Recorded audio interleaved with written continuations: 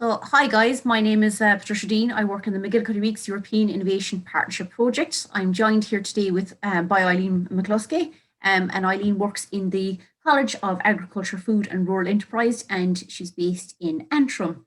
So guys, I'm going to quickly share my screen for anyone that's joining us online, so you can just hear a little bit about what we do here in the MacGillycuddy Reeks EIP project, okay? So just a very quick overview of what we're doing here. Okay. So I work for South Kerry Development Partnership. It's a local development company here in South Kerry. And our project started 3 years ago now, and we're due to finish in April next year. So our project is all about developing innovative actions for high nature value farming in the MacGillycuddy Reeks. And there's our project logo. So it kind of denotes very clearly what we're trying to do, and that is care for the mountains and of course the livestock on the mountains. So that gives the people an idea of the scale. I know some people love an old map. So here is the area that we're working on. So it's about 10,000 hectares, and the areas in green are the participating farms. So we're not taking in all of the 10,000 hectares because unfortunately we're only a 4-year project and we only have the equivalent of 2 full-time staff working in the project. Myself as project manager, we have a project ecologist and a part-time administrator as well. So for anybody that's never been down to the Kingdom of Kerry to walk in the MacGillycuddy Reeks, that gives you an idea of the kind of landscape and the terrain that we're working in with the farmers. So challenging is probably one word that would summarise the landscape that we're in. So who works with us? Well, we obviously work with the Department of Agriculture, Food and Marine, South Kerry Development Partnership are the lead partner in this project, MacGillycuddy Reeks Mountain Access Forum. We have Crowley Consultants, a local farm advisor, works with us there. The Kerry County Council, the local authority. IT Tralee, who've recently changed over to the Munster Technological University, are great for giving us support, and lots of students coming out to learn hopefully from us and see what farming is really like in the upland areas. And obviously the National Parks and Wildlife Service then as well, and Tagish are on our operational group. So what is the MacGillycuddy Reeks known for? I suppose predominantly it is Ireland's highest mountain, Carrauntoohil. So it attracts huge numbers of recreational visitors every year. And when I say huge, in 2018, the people counters that we have in place at the main access points, 3 of the main access points, we had just short of 240,000 people climbing Carrauntoohil. So that's a challenge and a half, a tad to the challenge of the terrain and the climate, obviously. So what is an EIP project? Because it is a bit of a mouthful, European Innovation Partnership Project. Well, it is locally led, so it's all about bottom up, working with the farmers on the ground. That's very, very important. And there are a number of farmers as well on our operational group. The project is, like all of the other AP projects, funded through the Department of Agriculture, Food and Marine, and it comes through the Rural Development Programme 2014 to 2020. Okay. So to give people an idea of where the other EIPs are located throughout the country, there's a mix. So they're spread all over, and there's about 26 EIP projects, I think, operating at the moment. Some are due to finish shortly, and some are going on for a little bit longer. So our nearest ones there would probably be the Bride project in Cork and also the Pearl Mussel project. But we work very closely with the other upland EIP projects as well, sharing a lot of information on what we've learned. So the Seuss project is based in Donegal, in Wicklow, and there's another, the Inishowen Uplands project in Donegal, and then in Connemara, there's the North Connemara locally led. So we have similar challenges, but maybe different approaches to dealing with the challenges we face. So the background to our project, when I hear about these challenges, people go, what are you doing? Our project is aiming to improve the sustainability and the economic viability of farming in the MacGillycuddy Reeks. But it's all about developing practical, achievable actions and innovative solutions to address the issues. So that's why we have Eileen joining us tonight for this talk. It's to look at the economic viability of farming. So as I mentioned already, Eileen has a lot of experience in sheep and sheep management and sheep flocks. Eileen also works closely with farmers and farm advisors, and everything from flock management to nutrition. So hopefully this talk would be very beneficial to not just our own farmers in our own area, but also the farmers in the other upland areas throughout Ireland.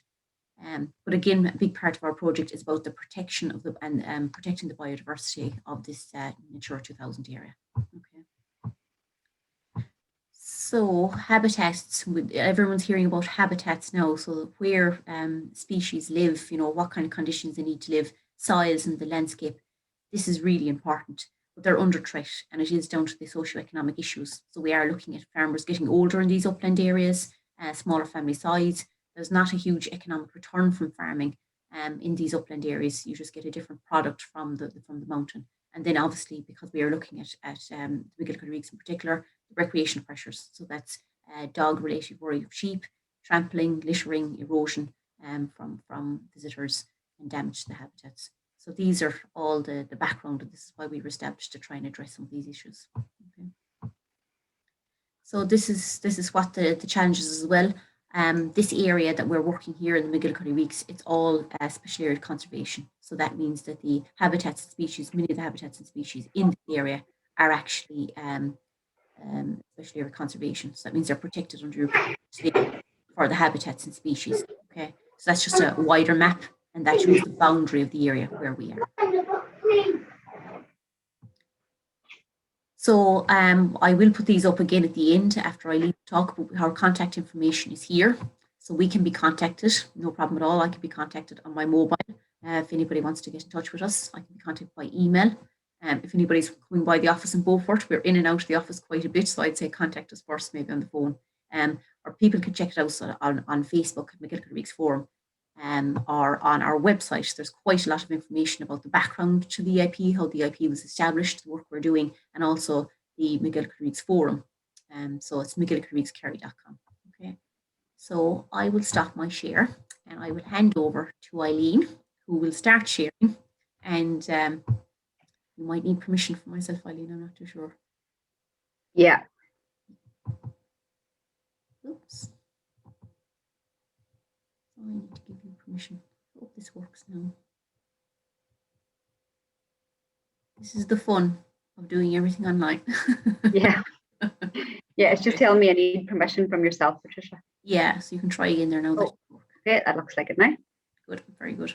So I will mute myself so I'm not a distraction to everybody, and we'll come with questions maybe at the end, Eileen, and brilliant. Yeah.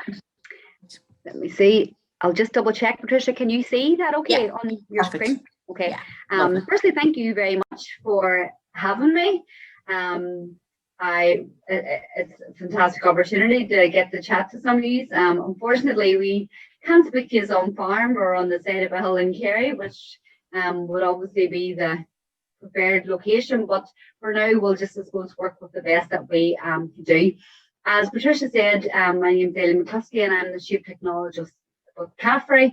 And I suppose today and throughout the evening, we really just want to touch on the whole aspect of sustainable farming in the hills and uplands. And, you know, that covers a wide range. And I suppose some of the topics that we're going to cover is obviously the importance of hill and upland sheep to the sector and the industry. I will look at this, I suppose, from a Northern Irish point of view, but, you know, all the principles apply. But also, you know, very importantly, why do we need to manage this important habitat? And I'll maybe just give a wee bit of an insight into what it is that we're doing at CAFRE and some of the other aspects that we have going on, you know, some of the other aspects we have going on the farm, not just necessarily the sheep. So really just going to touch on, you know, the sheep enterprise that we have at CAFRE. And what is that we're doing, you know, how have we established the sheep enterprise, the type of sheep enterprise that we have, and I suppose how we're doing to try and, you know, make these enterprises as sustainable and as profitable as possible. But I suppose, you know, just to brief, as I said, to touch on, you know, the importance of the sheep industry. And it does play a very, very vital role in Northern Irish agriculture. And Tricia, you talked on, you know, the rural aspect of it, you know, the amount of visitors that you have, you know, to your hills. You know, sheep farmers, anyone involved in that industry, anyone, you know, involved in local businesses will understand how integral, you know, these farmers are to the rural communities. They're vitally, vitally important, not just because they're obviously maintaining such an important habitat, but they're integrated into our schools, or, you know, our local towns, our villages. So they're extremely important in these rural communities. But unfortunately, and as you highlighted as well, and I think we find this across the country, productivity of hill flocks is substantially lower when compared to other sectors of the industry. Now, we've had a good year, where sheep are in it with themselves anyway, are in a reasonably good place, but there's still large differences that we see here. And this is obviously one of the biggest threats that we have to this industry, the productivity. So just a bit of an overview of the hill sheep sector in the north here. And I'm thinking this is probably slightly on the flip side of where you are with yourself, but 70% of the land used for agriculture in Northern Ireland is classified as less favourable areas. Now, we farm up just over 1 million hectares of land in Northern Ireland. So we're talking about, I think it's 704,000 hectares of land is farmed in Northern Ireland is classed as less favourable areas. And we've confined 79%, almost 80% of our sheep population within those LFA areas. So we can see again how important sheep are to these local areas, to this huge, area of land that needs to be managed. If we look at it in a wee bit more detail, our LFAs, are classed obviously severely disadvantaged areas and disadvantaged areas, and we can see 55% of our sheep flock are found in severely disadvantaged areas, and these will be our most, sort of extreme, extensive upland areas, and are probably more of our hardy type breeds. 24% in our disadvantaged areas, which we'd probably class as our sort of like our upland or marginal type land, and then obviously 21% in our lowland. So again, you can see how vital sheep are to manage in this huge area, this huge habitat. So just to highlight from a profit point of view and financial point of view, as I said, profitability has always been one of the biggest factors in sheep farming, especially in upland and hill areas for quite some number of years. If we look at a range of profit, and I've just pulled these are Northern Ireland 2019-2020 benchmark figures. And if we look at our lowland or gross margin per ewe per head, and I've only brought it to gross margin because every farm is so individual and so different. And there'll be lots of different attributes and lots of different things affecting overall profit. But I always think gross margin is a really, really good way of looking at your sheep enterprise. How profitable is your actual sheep enterprise? How well are you doing with making sure that you have the most lambs from the ewes that you have on the farm, obviously within the type of enterprise that you have and the type of system that you have. So if we look at our gross margin in our lowland, we can see, average gross margin there is £58, but a range from 37 to 78. If we then start to look at our upland areas, you can start to see differences. So if we go to our disadvantaged areas, you can see, okay, we've got an average profit there across the board of £39. Our severely disadvantaged areas with our crossbred flock, so our white sort of type flock, we have an average there of £40. And then when we go to our hill breeds, so we're talking more of our hardy black face type breeds, we're talking about a gross margin of £20. So you can see a big difference, a big disparity from, our hard hills till our lowland system. But it's also very important to highlight that within that there's a big range. If we look at our disadvantaged areas, there's a big range from -10 to £79 profit. So there's farmers doing a good job in those areas. In our upland type flocks, 11 to £73, and in our black-faced flocks, -8 to £55 gross margin. So in all those different enterprises, there is farmers doing an excellent job, doing a really, really good job with the resources that we have.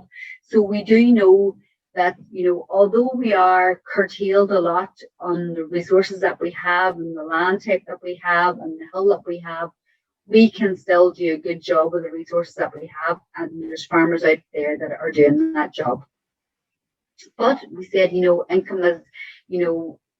income is still an issue. And if we look, I suppose, at the role of direct payments to sheep and beef farms in LFA areas, and again, this is in gross margin, farm business income, if we're looking at farm business income here, sitting at around, just under 17,000, direct payments 29,000. So there's a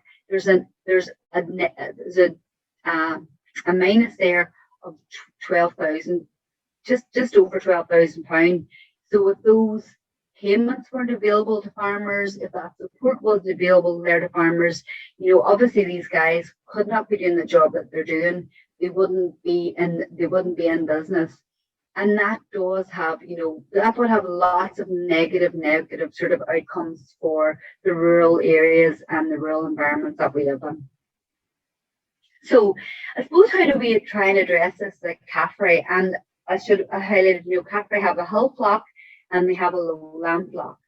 And we look at this from a range of different areas. We're trying to address this. We're trying to address sustainability and profitability across all our sheep blocks from a range of different enterprises. And the aims of our sheep enterprise is to demonstrate efficient, sustainable sheep system. And that's important. Sufficient, sustainable sheep system. It's not always about, getting the most money for my lamb. It's about how much did it cost to produce that lamb versus how much does it cost, how much are you selling it for? That's the sustainable aspect of it. Educate and train CAFRE students. This is a huge aspect of our business. These are the next generation of farmers. We want to do our best to actually ensure that we're educating and training them to achieve what we've just mentioned above. Obviously, a large part of my job is working with farmers, especially with our business development groups, and it's to try and say to show farmers that there's knowledge out there, there's technology out there, and all these things can be integrated onto your farm to actually improve efficiency and sustainability. And then obviously to facilitate stakeholders and support evidence-based policy, because we think we do have an important role to play. We have the enterprise that we have in CAFRE. We work very, very closely with farmers, with students, with industry, and we're hoping that things that we're doing on farm will go forward to support maybe decisions that are made within policy. And it's really important to have all these links in place. So really, that's the broad range of things that we're doing on farm to try and address all these issues. And we have some targets for ourselves. Of course, we set ourselves targets. Gross margin between our ewe flocks has to be in the top 25% of comparable benchmarking. We have a ewe efficiency figure, and I'll chat a wee bit more about that, kilograms of land weaned. But we also have environmental targets, because hill farming is always going to be a combination. We always talk about the enterprises that we have at the hill farm. We have three enterprises. We have a sheep enterprise, a beef enterprise, and an environmental enterprise. And they will always feature very, very heavily whenever we're looking at targets and whenever we're setting ourselves things in place for the health. So I suppose then maybe just to come back and focus a wee bit more on what it is that we're doing with our sheep flocks. So I know, I don't know the farmers that you're working with well, Patricia, at all, but I'm assuming like ourselves, there'll be a vast range of breeds, there'll be a vast range of types of systems, because hills are very, very different. We will have hard, extensive hills that will be predominantly blanket bog, quite deep heather, right down to almost like quite a rolling green hill. And what we're trying to do with CAFRE is demonstrate that. And we have those range of habitats on the farm. So we're trying to demonstrate how we can be as efficient with the sheep flocks that we have and as sustainable from a land management point of view. So the range of different flocks, we class them into sort of two different flocks. I should say initially we have 1,100 breeding ewes. Fluctuates, year on year, but this is their sort of target figure. 1,100 breeding ewes. We have a hill flock lambed outdoors from about the 1st of April, and these really are made up of this flock normally sits around 350, and it's 240 purebred black-faced ewes, and then we have 90 black-faced crossed Vealdale ewes. And really, there's one question, Eileen. What size is the landscape? Yeah. What size is Oh, yeah, sorry. I probably should have put that in a bit earlier. Okay. The hill farm itself is about 940 hectares, Patricia. we kind of divide that down in the middle, and that we only have about 5% semi-improved grassland, and I'll show you I'll have a map. I should have put that in a bit earlier in the presentation. And then really after that 5% of sort of improved grassland, it's almost like a 50-50 split to what I would class as that more montane upland sort of heath, blanket bog, and then really unimproved grassland, maybe a bit of degraded wet heath. That's the sort of the range, the different type that we have there. So no, we are working with just 960 hectares. We have these 1,100 breeding ewes, and we do have 100 suckler cows. And they are, the suckler cows, just to mention for anybody that's interested, they are a 3-breed rotation. They are Limousin Angus Shorthorn cross. And really we're using them obviously to breed our own replacements, and then obviously try and find, produce a fat animal that is suitable for different markets. So I suppose maybe then just to come back in relation to where we are with the sheep flocks. As I said, we're trying to create flocks that are best suited to manage the habitat that we have, because we want to maximize the output from the resources that we have on farm. We don't want to be putting a lot of inputs into these sheep flocks. That's not necessarily going to be a beneficial thing to a hill farm. A huge amount of inputs. As I said, I could sell X amount of lambs, and that's great and get lots of money for them. But if I have put a huge amount of inputs into them, different resources into them, obviously it's going to have a big overall impact on my gross margin and my profit. So really what we're trying to do here is maximize output from the resources that we have available to us on the farm. So our 350 black-faced ewes, you'll see in the top corner, they are really there to try and utilize that hard hill, which I would class as our hard hill, that blanket bog, that sort of like area that, number one, we don't graze in the winter. I should have said that we farm according to countryside management. We don't get payments, countryside management payments or environmental type payments, but we do farm and adhere to all the guidelines from a good practice and demonstration point of view for other farmers. So these ewes are there to try and graze that hill and manage that hill to the best of their ability within the designated time frame and within the designated stocking rates. And what is that time frame, Eileen? Sorry. No, those ewes aren't allowed on that hill, really, Tricia. I suppose it'll be slightly different depending on the habitat, but really you're not allowed to graze it from November through to March. Okay. Yeah. Yeah. So those ewes have to be off there.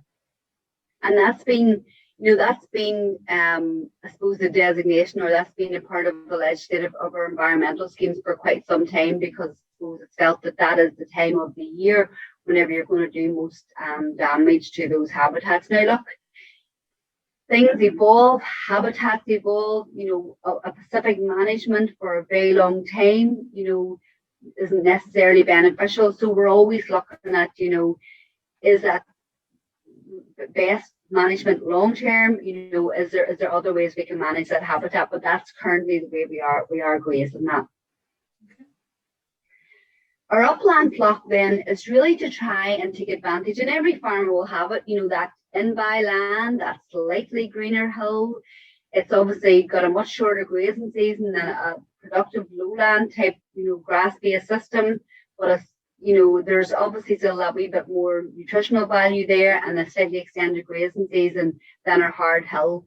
And we are trying to produce a bit more, obviously the emphasis here is still get a ewe type that's suitable to there, but improve profitability. And really what we're looking at then is our upland flock, and it's a white-faced flock. Tricia, I'm not going to stand here and say this breed's better than this breed and this better than this breed. You'll probably have your own local type breeds and breeds that are local to your area and farmers that work with them. I would tell, if any farmer said to me, what's the best breed? I would say the breed that's most suitable to your system, the breed that's most suitable to the area that you're working within. And obviously, there's more variation between a breed than actually, within a breed, sorry, than between breeds. So it's about selecting that right ewe type for your farm. I think in Kerry, Eileen, they'd say that you'd make a good politician with an answer like. I think I'll stick with this cheap Patricia, definitely not with politics, and I mean that in all honesty, I really do. We are working with a black-faced swale cross, a blackie swale cross with a Texel. And really what we have found there is that black-faced cross Swaledale ewe, those breeds bring that hardiness, that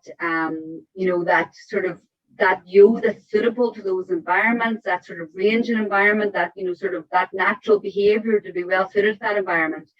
And then we crossed her with a Texel because they want a bit more carcass, we want a wee bit more glyphosate and a wee bit more milk.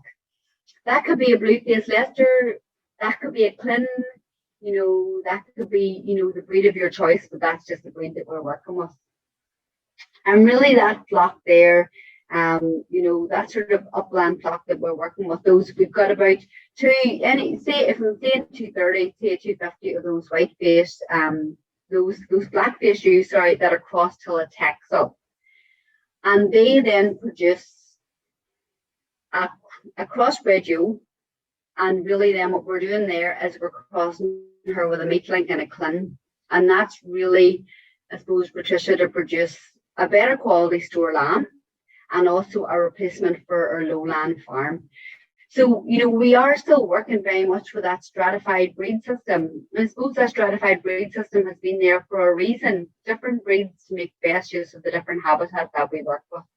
And at the minute we feel like it's working, it's working reasonably well. But our core emphasis is to produce good quality female replacements and a reasonably decent, as good a quality back to store lamb as we possibly can. Off the resources that we have, no additional inputs. These lambs don't get any feed, no concentrate, and the ewes only get feed around lambing time. And that's really where we are. And are you putting up fertilizer, Eileen, on the ground? Because I know when the lads hear outputs, they'll be considering the two things, the ration and the round bales and the fertilizers. So yeah. I mean, we like I said, these ewes are housed over the winter time.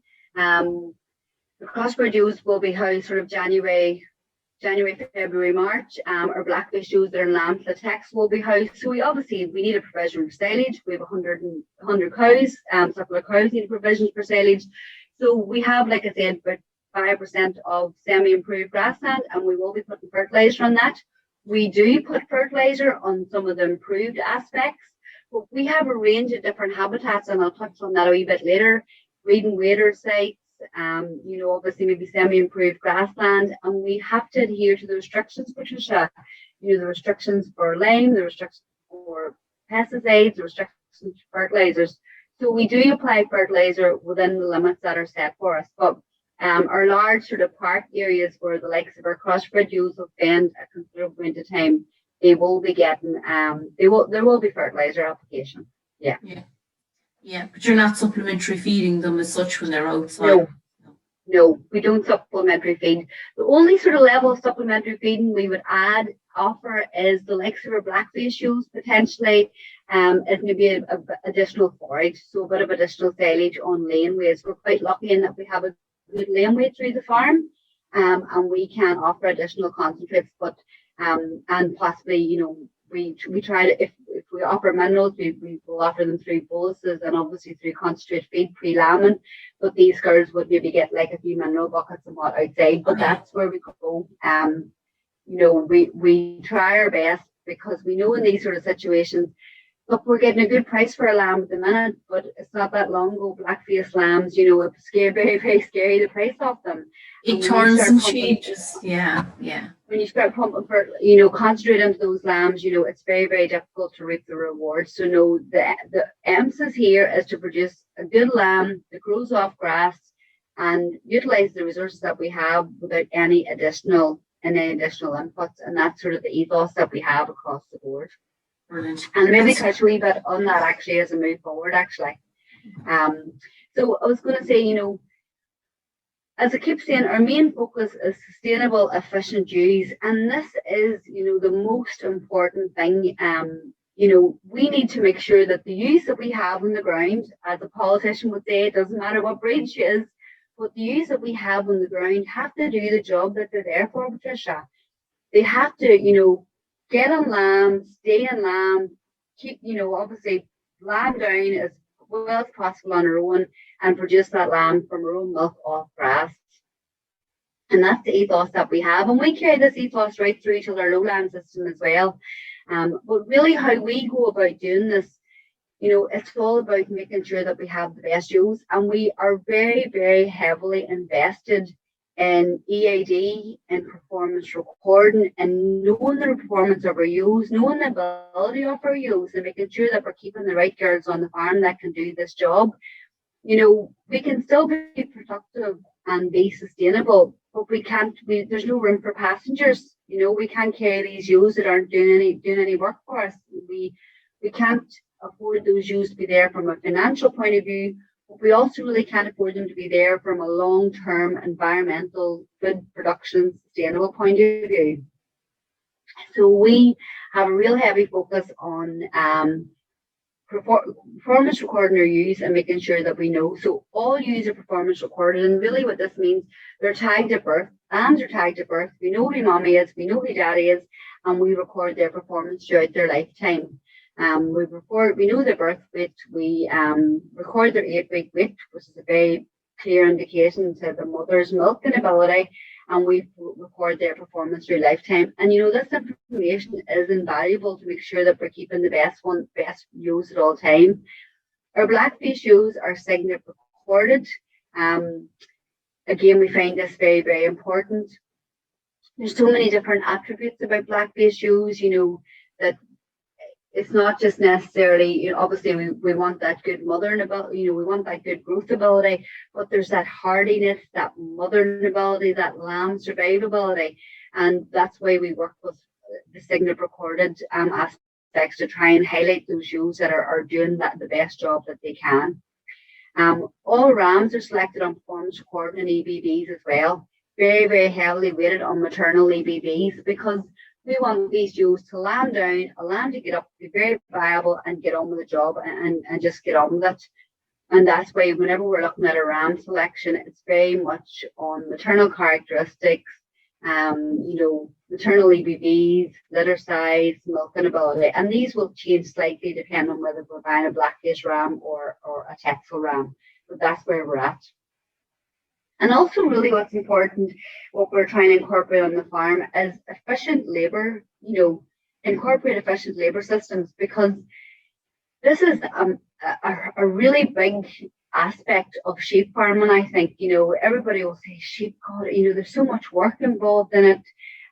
It's so time consuming. I don't have time to do that. I don't have time to this. I couldn't collect all that data because, I couldn't have the time. But we do find more and more and more. If you have the right systems in place, if you have the right, sort of like handling systems in place, then that makes life so much easier, and that's really, really important. And then I suppose, and I'll touch on this later, so I'll not touch on it a while up now, but obviously the management of grazing to incorporate environmental constraints. So obviously we're always trying to ensure that we've got the right flock for the right habitat at the right time of the year. But that's our main focus. So, if I've just stuck up here just to highlight to people, performance recorded rams, main performance, improved maternal ability, increased longevity, because nothing, we talk about the weight of a lamb and the grade of a lamb, but nothing will improve your overall profit quicker than lamb numbers. Okay, it's all about getting that lamb alive on the ground. So our focus here, improving maternal ability, increasing longevity. We want these guys to be on the farm for a while. We've invested money on them. They need to stay about. They need to be there to work for a few years.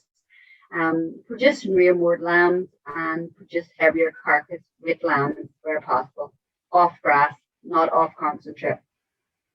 So we just have a few sort of figures here, and I suppose some targets that we set for ourselves, and maybe just to sort of give a feeling as to, what we are trying to achieve for ourselves. So we've got a arena with here for our hill flocks. These will be our black-faced ewes.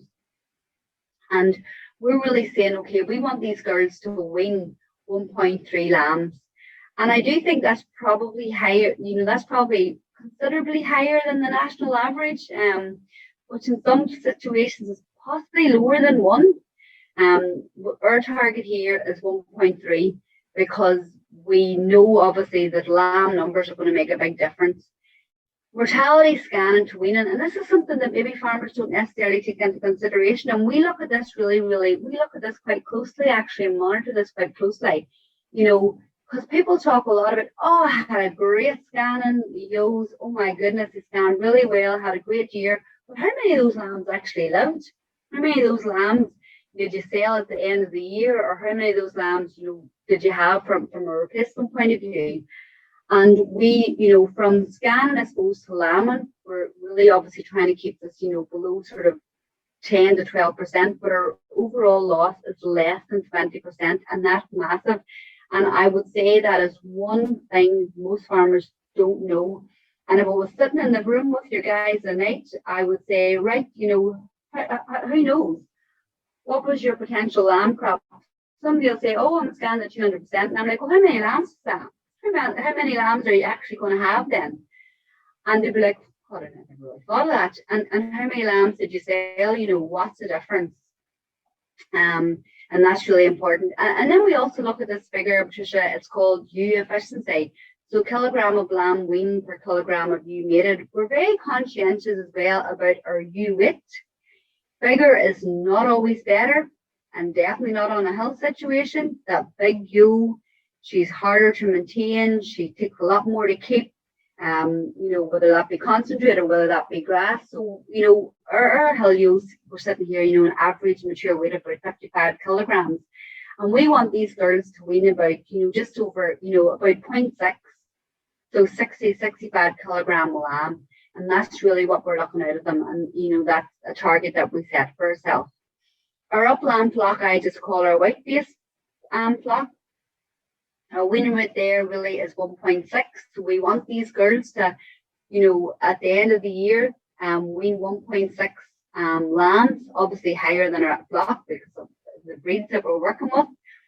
We're hoping that scanning to mortality will be lower because potentially lambs indoors, there's not maybe the same adverse weather conditions that they have to deal with. So we're aiming to try and pull that mortality lower. These are obviously a slightly higher value lamb as well, so we're hoping we're trying and reduce mortality there. And then ewe efficiency. And these birds, still not a heavy ewe, on average 60, 65 kilograms. That's where we're working with here. And obviously then kilogram of lamb weaned per kilogram of ewe mated about 0.8. So at the end of the year, and this is the benefit obviously of performance recording, we're saying, okay, that 60 kilogram ewe had 2 lambs and they weighed 25 kilograms each. So she weighed 50 kilogram of lamb. And we use that. That's very important to us because there will be a lot of passengers in the system. There will be a lot of ewes that won't wean any lambs, which is the really scary thing. And a lot of the time they go unnoticed. So it's all about making sure you keep the good ones and the ones that are doing the job. And that's how you improve profitability.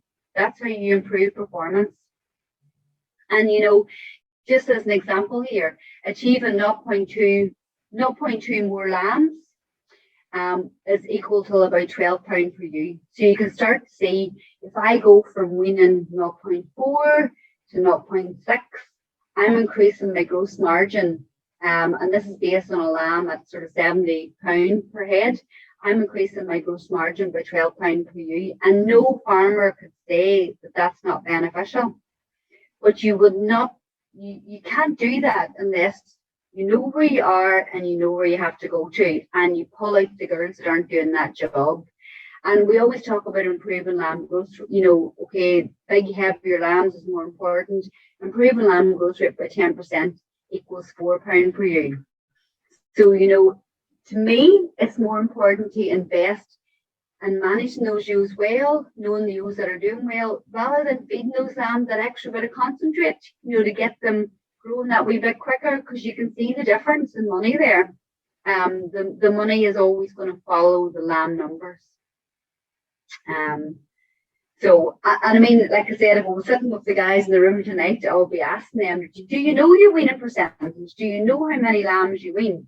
Now, obviously, this includes our replacements, but do you know these figures? And the sad thing is that a lot of people don't, a lot of farmers don't know these facts and figures, and they're very, very important.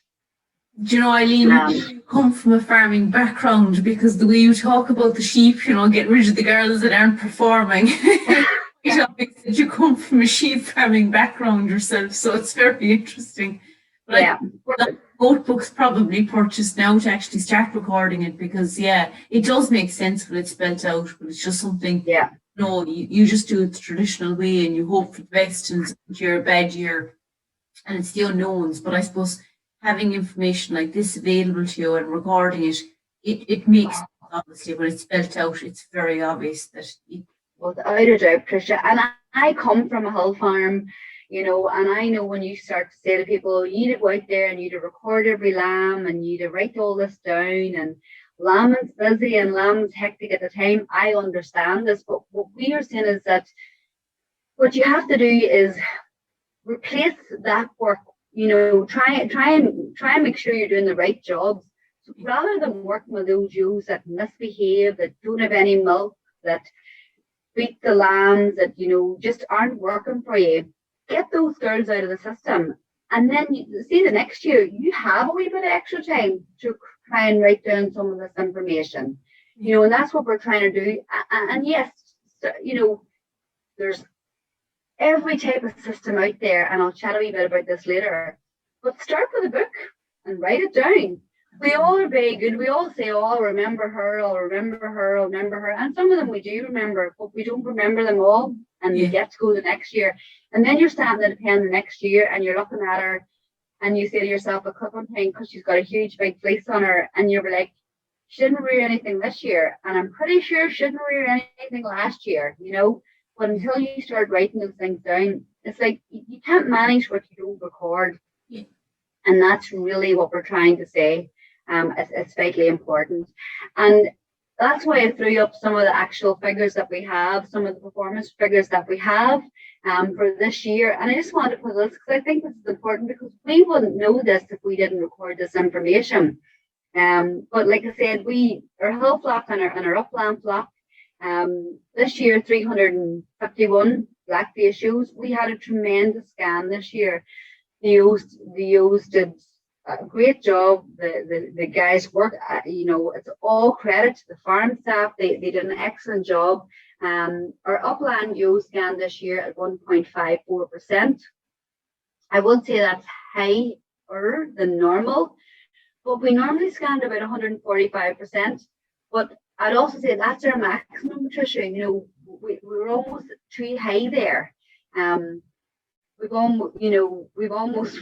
gone past our limit, and that's not intentional. I would say why we're doing this is because we've done so much work in taking out the girls that don't perform. We did a lot of work on OPA scanning, taking out, and we do think that that's helped a lot as well, taking out those girls that are possibly barren. Barren with some black-faced ewes is a notoriously difficult thing to really get on top of. We've reduced our barren rates in these ewes too. So I think by doing all these little things has actually, definitely improved the productivity of this flock. They're currently rearing 1.36 lambs. We weighed them there. We recorded an 8-week weight, and there are 17.71 kilograms on average. These lambs are 52 days when we weighed them. We weigh these obviously because we record them in Signet, but we're well on track for a weaning weight there of 1.3. which I would say is still probably relatively high. We want to push ourselves that wee bit harder. Our upland flock is scanning percentage of 1.82. Again, tremendous scanning percentage. It's normally about 175 or so. We're currently rearing 172%, and the lambs, they're growing so well this year. they're doing really good. You know, it was a tight year. Everybody, I don't know what it was like with yourselves, but with us, the start of the year was tight. It was tight for grass. But the lambs are doing well, and I do think this is this whole idea of utilising the habitat to the best of our ability, you know, spreading the ewes across the habitat. A ewe's worst enemy is the one standing beside her. And, you know, having all our ewes, what we find a lot is farmers will put all these white-faced ewes in the greenest field that they have because that's going to be better for them, you know, but a bit more scope, you know, it might not be as nutritionally valuable as, you know, those greener paddocks with the creep feeder in there. But, you know, if they have that scope and that range, they, you know, we've seen that we have absolutely no issues with our growth rates on this farm, well en route for a target of 1.6. So overall, across the board, like scanning percentage 174, currently rearing just under 1.6. The lambs average weight at 23.24 kilos, and like I said, our target there is 1.4. So this year we've had a great year. We've done really well, and like I said, the staff have done an excellent job. But I think it's a combination of everything. It's a combination of the recording program, so we know the girls that are doing a good job. We're selecting the rams based on EBVs, and we're trying to match you to habitat type. So we're trying to maximize that. We're trying to utilize that habitat sustainably, but also a suitable, you know, maximize the performance from the ewes in it. And fingers crossed, so far it's been going okay. I mean, like I said, I don't know what that would be like. Some of the performance of the guys that you're working with, you know. Yeah. There's no doubt, Eileen. For questions, we'll hear. It'll form an interesting part of the debate, no doubt about it, at the workshops when we do this with the farmers. But Eileen, can I ask you one question regarding the weather conditions? Do you really think that the weather does, like, I mean, obviously you've a good year, a bad year, you know, I mean, and obviously prices are good this year as well, but, you know, you never know what you're going to face next year. Like, do you have anything in that line, you know? Yeah, I would say the weather plays its part, Patricia, and I suppose especially in hill and upland areas, but I do think it can be managed if you're working with the right type and you have the right system. I didn't mention it here actually, but we heavily record the body condition score of our ewes. So we're always very aware of her body condition score and her nutritional status. And there is a lot of research now that will say keeping that ewe and that maintaining that body condition throughout the year will actually have really, really positive impacts on her. So I suppose it's trying to manage that ewe through those bad times and making sure that her condition, overall nutrition doesn't fall too steeply. Because if we can manage her through those bad times, then that will sort of obviously carry a lot of merit throughout the year. So look, without a doubt, you know, weather conditions will have a lot of impact. But I think if we keep her in good condition and keep a relative amount of nutrition in front of her, then she'll be okay. Obviously, we get extreme weather conditions, and if you have an extreme snowfalls, and extreme prolonged frost, things, they are very, very difficult to manage. But I think, you know, if we can, and I think maybe we can manage this better on a hill farm than maybe in a lowland situation. If those ewes have got a bit of scope, you know, ewes are very intelligent. There's, you know, they'll go and they'll find that area of shelter, you know, to sort of look after themselves. They're also very selective breeders. So we always think to ourselves, oh, that upland habitat, you know, there's maybe not a high nutritional value there. But they're quite selective. They'll pick the most selective plant at the time of the year to graze on. So yes, weather condition is a big part to play, and it's hard to manage. It's hard to really keep on top of extreme weather conditions. But I think if we can keep on top of our nutrition, you know, at those hard times of the year, and maybe that means a better nutrition, maybe that means a bit of additional forage, not concentrate now, a bit of an additional forage or something. And this has to be done obviously in the most appropriate way. You know, we don't want to just I'm not advocating putting a round bale feeder in the middle of an area of outstanding natural beauty or, you know, a sensitive area. You know, utilize maybe hardcore areas, take them maybe to an in-by area, offer them that wee bit of additional forage. Just try and maintain their condition throughout the year, and that will go miles, Patricia. And yeah.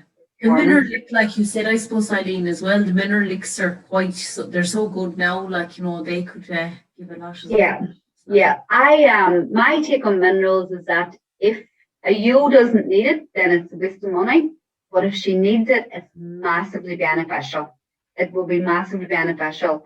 And, we would also, we both use pre-Tupman and we both in pre-lambing. We also blood sample the ewes at different times of the year as well. And we know that the hills with ourselves are very, very low in selenium, and this obviously has knock-on effects. So we know that our ewes do need that. And those mineral deficiencies will have an impact on fertility as well. So I would say, if you think minerals are an issue, check the status of your ewes, do the 3 blood sample and speak to your local vet and address the issues. And in these extensive areas, like mineral buckets, lick buckets can be expensive, but there is a place for them. And in these sort of extreme upland habitats, there's a place for them. But like you said, it's knowing your flock again, because you wouldn't probably blood sample the whole lot of them. You could use some of them. No, 10. Lacking in, Sample. If you have them in at weaning time, for example, just sample pick 10 out, fat, thin, skinny, whatever. Don't just pick all of them. Take a blood sample and then, have a look at their mineral status, because as I said, if you don't need it, then they can be quite expensive. But if you do need them, they are impacting your ewe.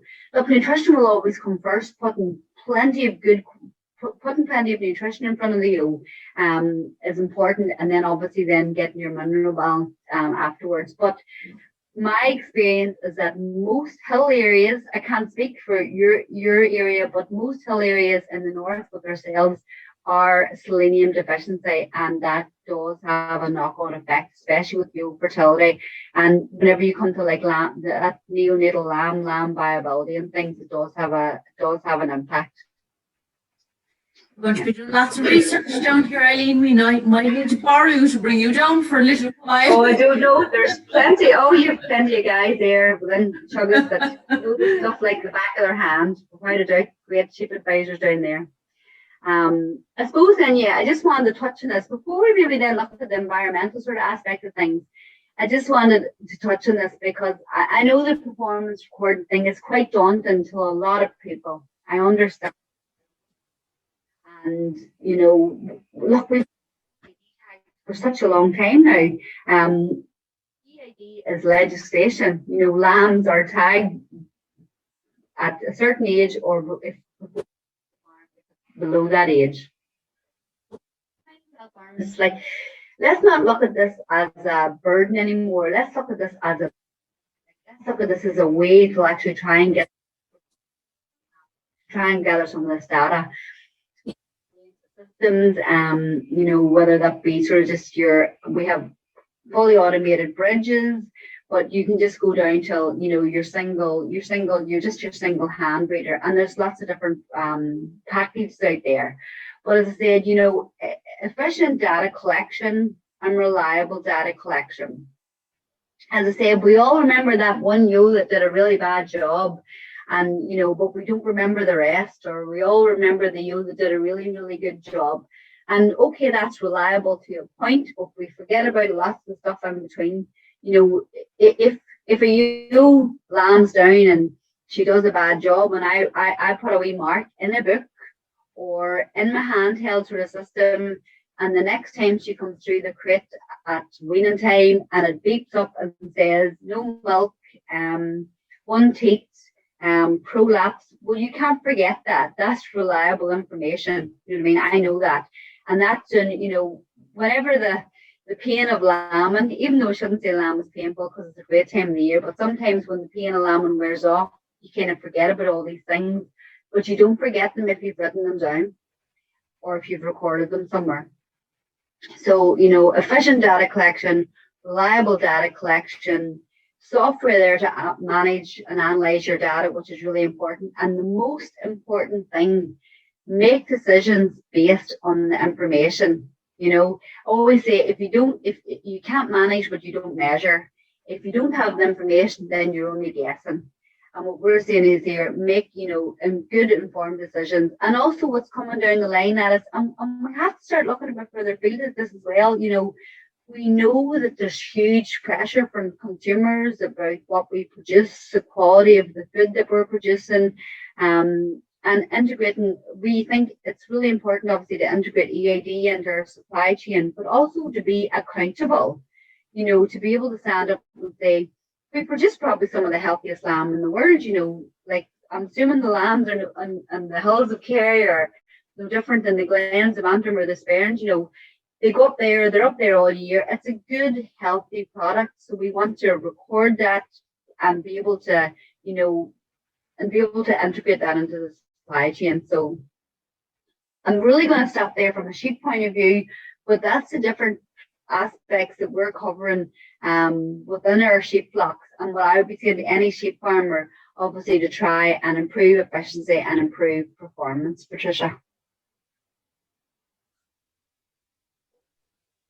That's fantastic. There's a lot there now to take in. Can I ask you one more question now before you move on? Yeah.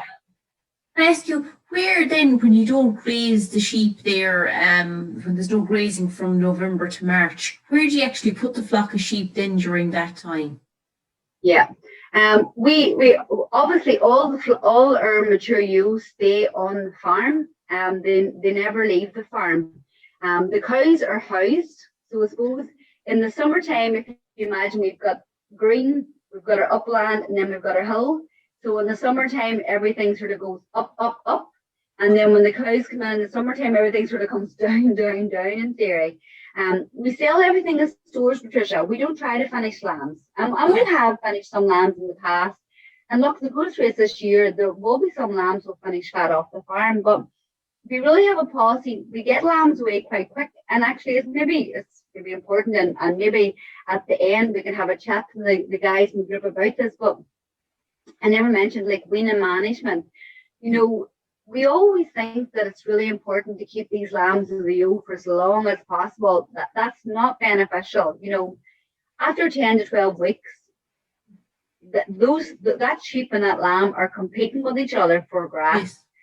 What they're getting from milk is very, very low. So we would wean reasonably early, probably more earlier than maybe traditional hill farms.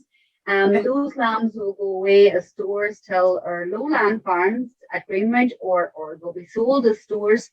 And really what we're trying to do there then is making sure that the lambs are not competing with ewes for grass.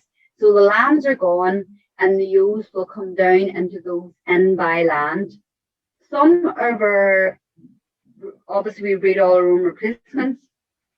Some of our crossbred replacements will go away to other areas of the CAFRE, the college, for winter grazing. We try to keep our black-faced lambs on the farm because I think that's really important, because there's a huge area of stockmanship and hefting that the scary thing is that may be lost the further, you know, as we go down the line. And, you know, we also know that a lamb will develop a taste for plants within the first sort of 6 months of its life. And if they haven't experienced that, then that plant potentially then becomes unpalatable to them. So we always want to make sure that those lambs experience that range of habitat types. So, like I said, all our lambs that aren't kept for replacements are gone by August, probably end of July, August. Some of them will be away by July. Our replacements some of them will go away, our white-faced lambs, some of them will go away to grazing, and then we keep the rest on farm. And what we also do, if we're getting things tight in January, we will house some of our replacement lambs. And that's really just to learn them how to eat silage, because we do house our crossbred ewes for lambing. So we can house those too. So that's where we're trying to give those areas a break. Yeah. No, that makes sense. Some years it's tight. Some years it's really tight. Yeah. If the staff were sitting beside me now, they would probably say, "Oh, it's not just as easy as that, Eileen." But that's I the know. plan that we have in place. Yeah, but it's good to consider that, and I think like what you said about hefting the lambs as well, getting them to know the area, because if you're holding on to them, like that's a critical part of it, and even their palate, getting them used to that vegetation, because otherwise if they get spoilt at all, sure they'll keep wanting to be spoilt with good stuff. Yeah, I know. And you'll maybe see about that in the next few slides, actually. Yeah. Okay. I'll shut up. No, you're all right. You're all right. I suppose what I plan to do now, Patricia, is then I'll maybe just move on and look at a wee bit of the sustainability aspect, because yes, we've talked about production and efficiency, and that's important. And I do think it's important that every ewe that's on the farm is pulling her weight and she is producing some money. But we can't underestimate the importance of land management as well. And that's maybe a bigger struggle, to be honest, and a harder one to get to grips with. So I'm maybe just going to cover some of the work that we've done on farm, looking at, breed suitability and land management. So integrated approach to sheep farming in the hills and uplands. Now, if I put this up, this is just a typical hill farm. This is one of the farms I worked with whenever I was doing my PhD. And what I really, I suppose, want to highlight about this is that obviously, typical hill farm, obviously we have our hill, and then you'll see our sort of green in-by type land. What you'll also then see is that quite a lot of sheep just outside the fence next door to our in-by land. But really what we want is to manage this land to the best of our ability. We need these ewes spread relatively evenly over this habitat and managing all the habitat. Now, they'll not all be spread over at all times, and throughout the summer, different plants will be in different areas and raise that. But ideally, what we want, is these ewes spread sort of well over the habitat. And this was actually a picture taken in a trial that we were working with, about a trial about different breeds. And I always ask this question, and this is when I miss standing in the room with the guys you're working with, because I always ask this question: as a hill farmer, what do you farm? And of course they always look at me, and I know yous are now currently looking at me thinking, well, what was she just talking about for the last 20 minutes? It's pretty obvious that we farm sheep, we farm cattle. And that's fair enough. Yep, we'll say we farm sheep, that's fine. If I asked you, did you farm rushes? Will you say, well, not intentionally, but unfortunately they're there too. But what about, species rich, sort of different plants? Or heather, would any farmer ever say, well, I farm heather, I manage heather? They'll probably say to yourself, that's done, that's just part of the post. But what if I say birds? Would anybody say, yeah, and there will be some, we did a farm innovation visit last October to areas of Wales and different parts of England.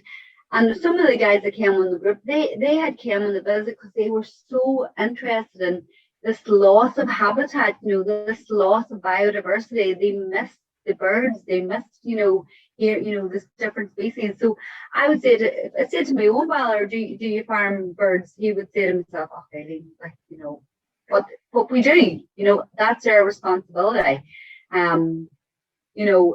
And this is why I put that up, because we do have to ask the question. I highlighted earlier on, unfortunately, the profitability of hill farming or sheep enterprises is lower than some other industries. And direct payments are there, and they are supposed, helping us get over, bridge that gap. But we do have to ask the question, what will they be for?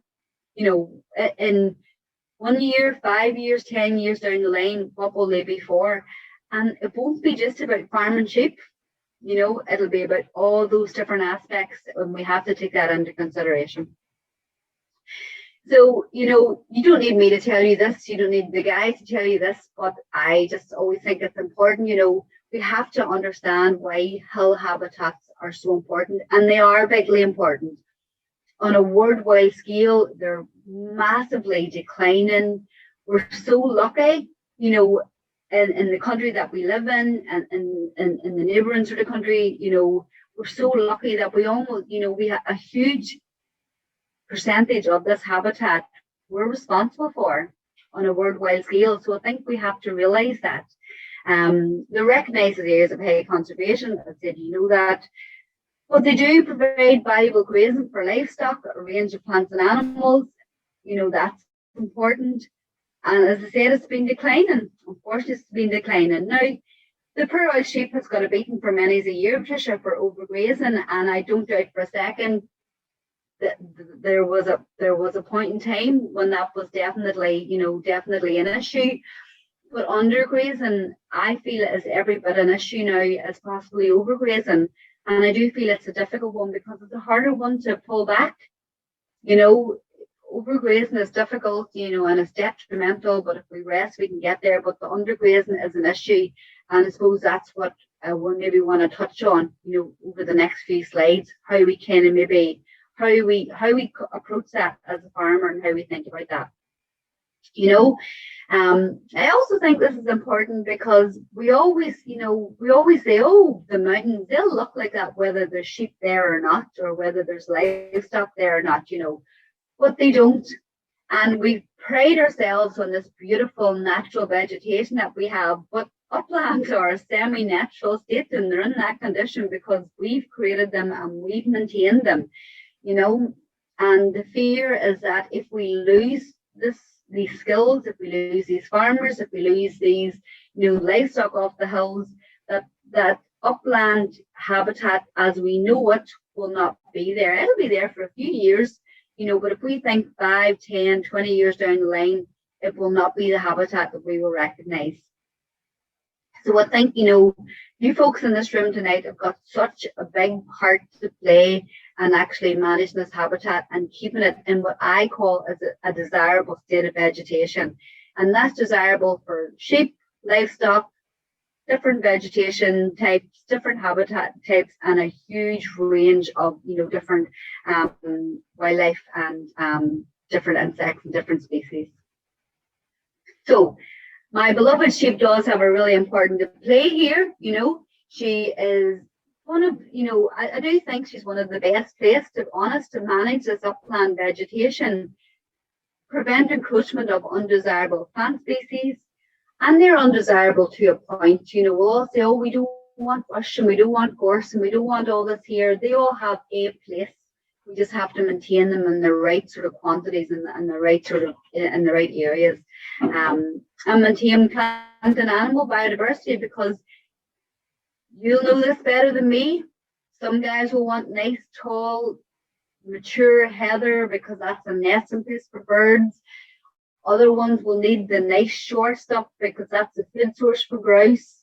You know, we need anything and everything in between. And sheep will do a really good job, I think, of actually maintaining this, because as I said earlier on, they're selective breeders. And they're quite intelligent breeders, you know, where there's something better available, they'll eat them. So they're not always necessarily there to eat the habitat or eat heather as such. So what are the best breeding options for hill sheep system? I said earlier on, it's anything and everything and anything in between. And I'm not going to tell you which one. I'm just going to show you some results of a hill breeding study that's taken place now almost over 10 years ago with Hillsborough, but I think it's still got very good, you know, still very important to highlight. This study actually wanted to look at the profitability of hill farms. And they looked at the profitability of our blackface versus their Swaledale versus their Cheviot versus their Clin versus their Texel. And it was really right to say, okay, you know, traditionally we have a Scottish blackface and a Swaledale up there. What if we had a Blackie cross Cheviot or a Blackie cross Texel or a Blackie cross Clin? Would they do a better job from a profitability point of view? And in a nutshell, yes, of course they will. You know, the study has taught us, and you can see from our own systems at Glenmurray, that Texel cross Blackie will perform slightly better, will perform better, be more productive than our pure Blackie. Number one is the crossbred, so she's always going to perform slightly better, but the maternal the breed characteristics will mean that. But as I said earlier on, it's not just about profit, it's not just about managing that ewe, it's about a lot more. So the second part of the study then, Patricia, looked at, okay, that's all fair and good. These tick the box from a financial point of view. But what will this habitat look like in 10 years' time if we write off our traditional breeds? You know, if we go away from our traditional farming systems, what effect will this have on a habitat point of view?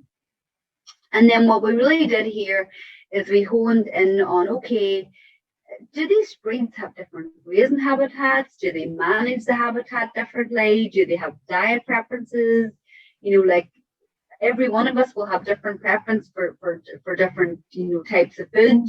How do they spread themselves over the hill, which is really important. If you think back to the first picture I showed you, this wee cluster of sheep standing in the one place, it's not viable long term.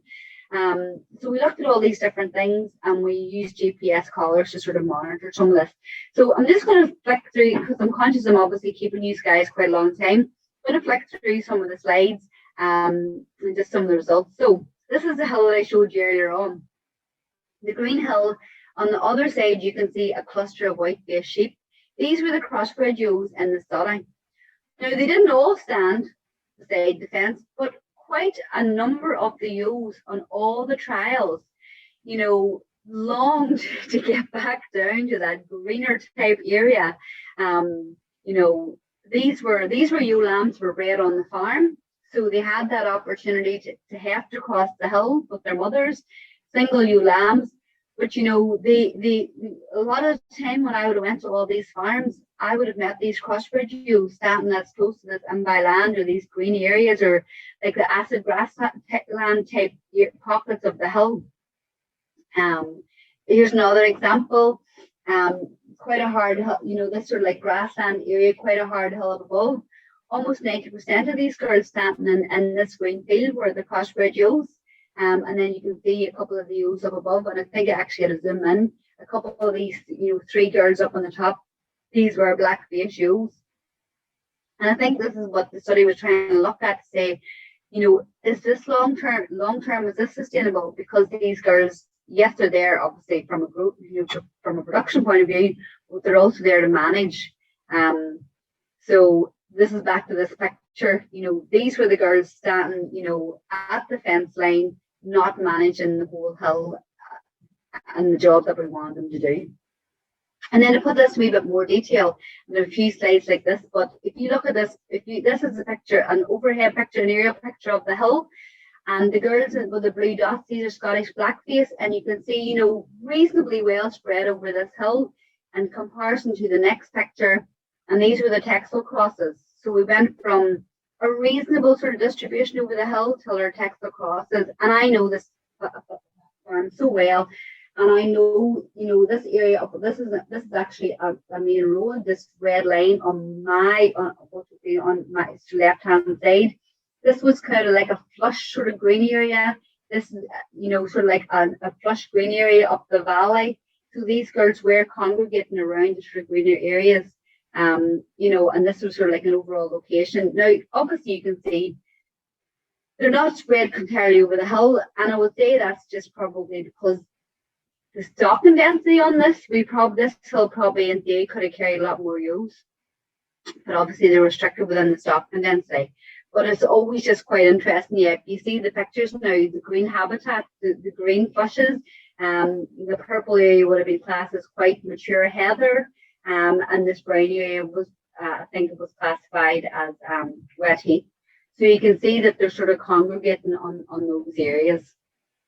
And that's what I came back to say, you know, we want to look at the amount of time these different ewes spent on different habitats. And I suppose a couple of really important things to pull out of this. Our Scottish blackface, I think that sort of line has jumped up a wee bit, sorry. Our blackface, you know, if we look at the amount of time on our acid grassland, our texels and our clins and our cheviates, they spent a lot more time on our grassy type habitats in comparison to our blackface ewes, which would have spent a lot more time. I think, apologies, the line is moved slightly there. The circle, they would have spent a lot more time on our blanket bog, and that's not negative. The fears that people always think that's negative. It's negative and overgrazing, but it's positive long term from a land management point of view. So then, and again, if we look at our degraded wet heath, you know, these ewes will spend a lot more time in those areas than our crossbred ewes. And also then we did look at the diets of these ewes. We thought, okay, are they just standing there because they like to stand there, or are they eating any of this here? And I suppose then some of the take-home messages from this is that, you know, our Scottish black-faced ewes, we found a higher proportion of like heather and shrub in their diet in comparison to our crossbred ewes, where we would have found a lot higher proportion of grass. Now, the important thing to point out here is that they all ate more grass because they're selective grazers, and where it's available, they will eat it. But we found more heather in our black-faced ewes, and again, to me, that's important. That's positive, because we do need a certain percentage of grazing on these habitats. We did one more trial, and I should have probably put this map on the start. This is the Glenmurray Hill farm. And we did a particular trial on this part of the farm. And like I said, I should have put this in earlier on. If you see, obviously, the farm, it almost goes in a horseshoe area. We've got our very flush kind of our improved grassland down at the very bottom of the right-hand side of the horseshoe. We then move up into what we class as our unimproved sort of grassland, and this is where our crossbred ewes would sort of be. We then move up into different areas of the farm, some classes wet heath, some classes blanket bog, and some classes moorland grazing. And obviously our blackie ewes, we will try and graze them extensively in the summertime on those furthest away areas. We also have a large area on our left-hand side, our breeding wader site. And this has been very, very successful, and I'll tell a wee bit more about this further on down the project, because there's a lot of other things going on. And we'll graze this obviously quite hard, you know, at different times of the year with sheep and cattle. But this sort of gives you a good indication. As I always say, you know, in the summertime everything gets a wee push up, and then in the wintertime it all gets a wee nudge down. And we try to utilise the different habitats that we had. So I just want to highlight, see this large area on my right-hand side, Creve Hill, this large purple area. We did a trial here, Patricia, and we looked at Texel and we looked at Scottish black-faced sheep. The red dots are the black-faced ewes and the blue dots are the Texel. And, you know, that just goes to show the range and the distribution of these different breeds of ewes across the hill. These are blackie cross Texel that were bred on the farm. And this tells me, well, these black-faced girls are grazing over a wider area of the hill, and that's important. We want to graze it as uniformly as possible. It's impossible, but as uniformly as possible. Our Texel sort of migrated to sort of the dot in the center is actually. I keep pointing the screen as if you can see what I'm doing, and I know you can't. Sorry, the joys of online. This is sort of like the central location, and they kind of just went in the gate and went up to the left and kind of hung there. We also looked at sort of like movement, how far they moved, and our black-faced ewes. And if you look at 3 and 4, these are our black-faced ewes. They travelled almost twice the distance of our Texel sheep. Now, whether they went round in circles or they went up and down, but we know that they moved. They travel almost twice the distance as our black-faced sheep, and that tells me, you know, they're more prepared. Are they more prepared to go and look for habitat to go and range it? So again, like occurrence on these different type of habitats. These are our black-faced ewes. You know, we know all our ewes spent more time on grass, but our black-faced ewes spent more time on blanket bog than our degraded type heath than our Texel ewes did. Other few wee silly things, you know, interesting facts that came out of it. We looked at the distance they moved in the areas. Our blackie ewes covered a bigger area, and they roamed a much further distance. So I suppose we found this was all really important, you know, for a range of different things. You know, all breeds show a higher preference for grass-based vegetation, but our traditional breeds, Patricia, showed a higher preference for vegetations like our upland heath and our blanket bog.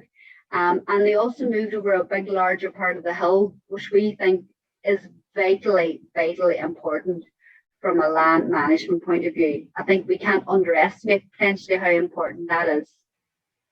So, I mean, I don't know, that was a whirlwind. about breed suitability and land management, but I don't know if there's any questions on that before I maybe touch on a few other wee things. Eileen, that was absolutely fantastic. There's no doubt about it, but this is going to create great debate altogether amongst our farmers. I don't want anybody. No, they won't fight. They'll come back to me and they'll say to me, oh, yeah, look, this is the breed that's most native in our hill. And these are hard hills, you know, in a greener hill, because I did have this presentation. I spoke to farmers about this in Wicklow. Don't underestimate the importance of the Wicklow Cheviot, and I'm not under their terms.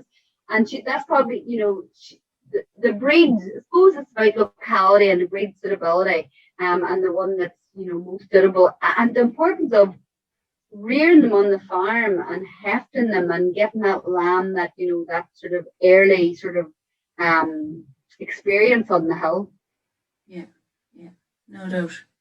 And Eileen, for just out of interest, you've never, just because I know you're sheep, but you never looked at cattle to graze cattle just because they'd grazed totally differently with sheep. Do you ever do the dual grazing? Yeah.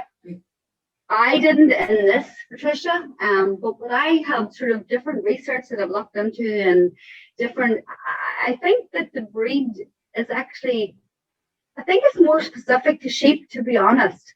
Cattle are less selective. Okay. Less selective from a grazing point of view. Sheep will bite and nibble, and sheep will be able to go in and pick out different, specific plants and whatnot.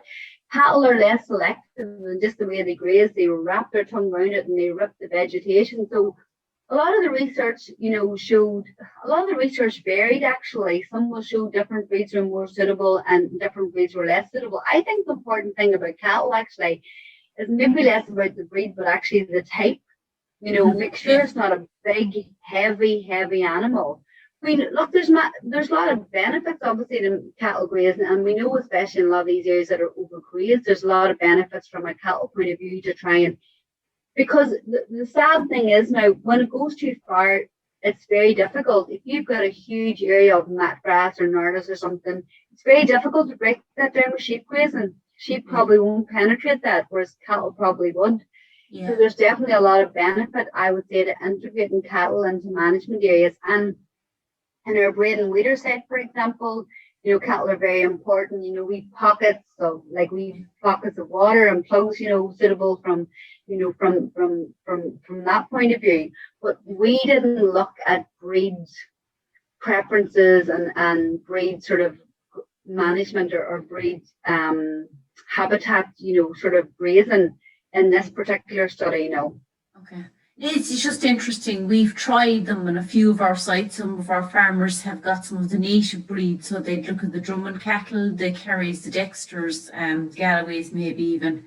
The Drummond is an old breed of kind of really small but really sturdy. A bit like the Dexter, I suppose, but they would have actually in Kerry. But we were looking at for the management of Fanon, Millennia, purple moor.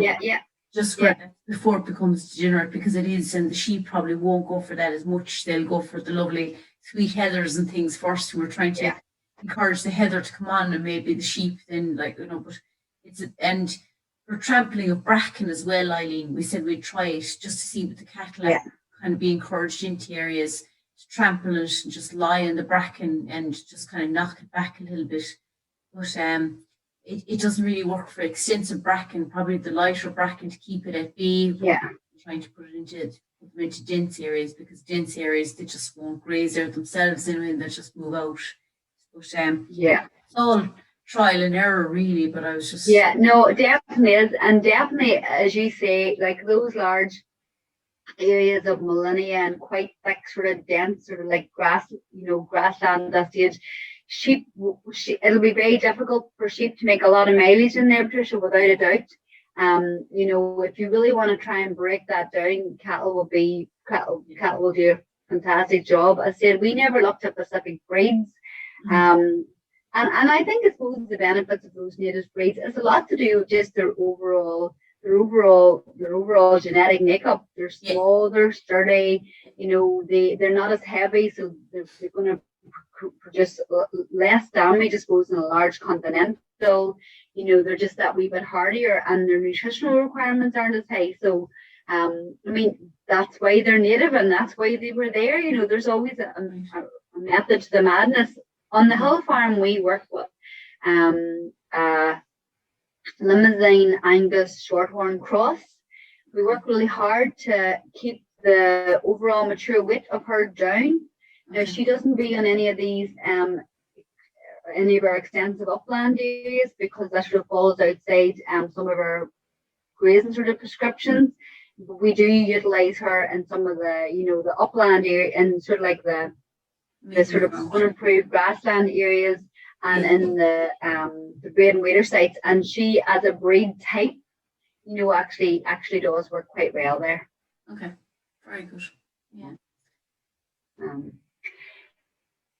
Tricia, I think actually, you know, I've said, you know, obviously there's a few things here, you know, habitat management is really important. You know, we need to establish appropriate grazing systems.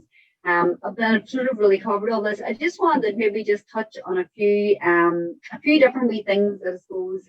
And again, these sort of things that I think from a sheep point of view are important. Flooring systems, you know, housing systems, ensure your feed efficiency and all is really important. But what I really wanted to do was just maybe touch on, and I've actually just chatted about this here, you know, the importance of ewe breed type in upland systems is important. You know, obviously there's a lot more work to go into this, and it's trial and error, and maybe we'll get a bit of feedback from the guys later on. But I really maybe just wanted to touch on a few other wee things that we do at Glenmoray. And I think we're very proud of all the different biodiversity aspects that we have. And I think, as I said earlier on, it's not about farming one thing, it's about a lot. And I just think, just want to touch on them really, really briefly, you know, just today, you know, it's a big sort of system. Obviously, we have the farm, you know, and I should have pulled this to the start. Apologies, I don't know why I didn't. This is a breakdown, obviously, of the different sort of types of habitat that we have, unimproved, you know, the heather moorland, the breed and wader site. But we have a project, and it's an ongoing project called the Glenmoray Hill Regeneration Partnership Project. And it's in partnership with ourselves and a lot of other farmers, you know, local farmers to the area.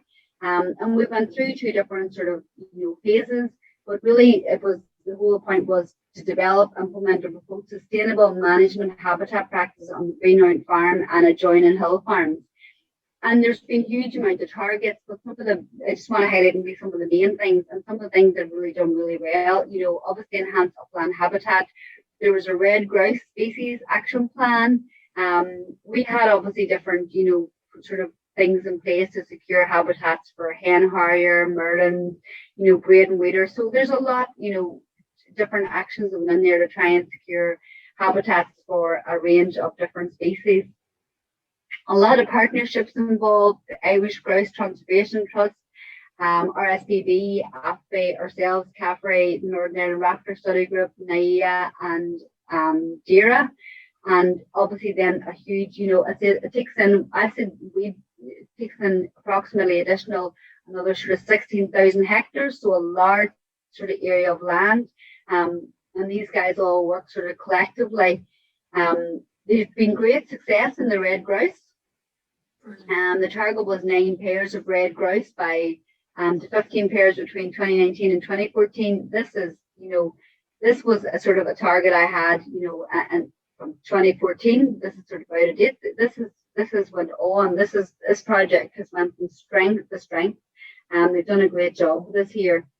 We do look at predator control, you know, habitat management, vegetation monitoring, wildlife monitoring. You know, different sort of aspects. They're introducing grey partridge, honeybees, barn owls. You know, there is a bit of forestry removal going on. Rush management's another aspect, you know, sort of looking at different sort of things that we can do. That's another sort of talk on its own, probably. Moorland restoration, which is actually really coming into play now at the minute, trying to restore 65 hectares of wet heath, the blanket bog, heather receding. This is an ongoing project that we are looking at. So it was really just wanted to maybe highlight those few things.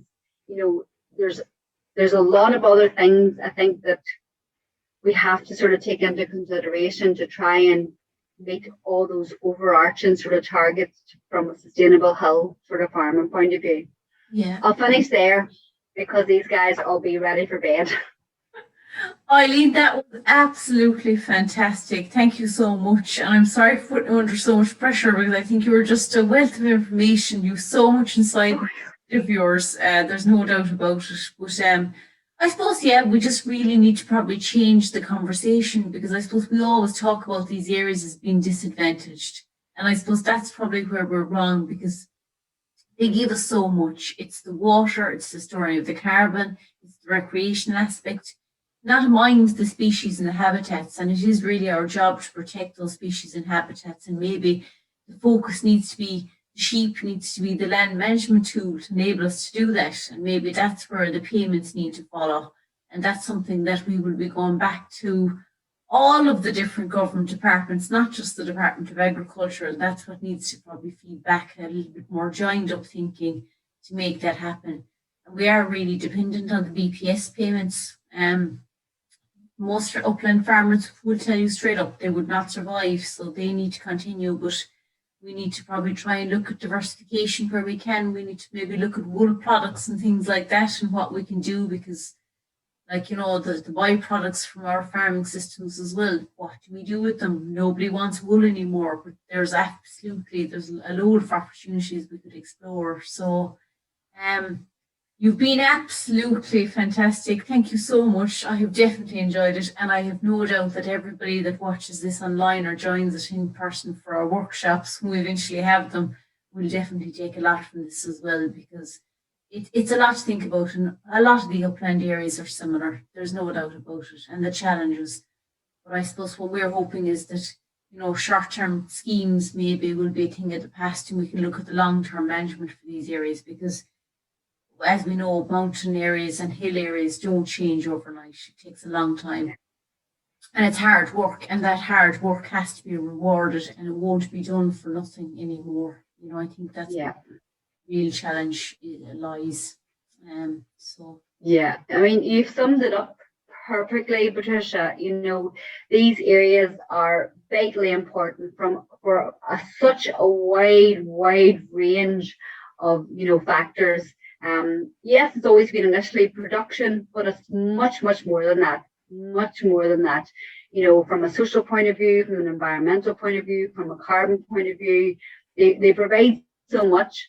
But, you know, farming and maintaining that habitat or managing that habitat is a vital link in the overall picture. So, no, look, it's been a pleasure. Hopefully we get lots of questions. Oh, I've no doubt that we will. Eileen, thanks a million. Thank you.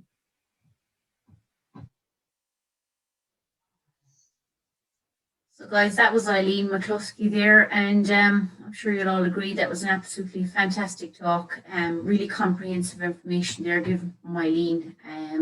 So again, just our own contact information,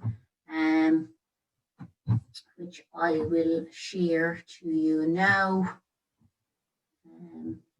Once the screen decides to share.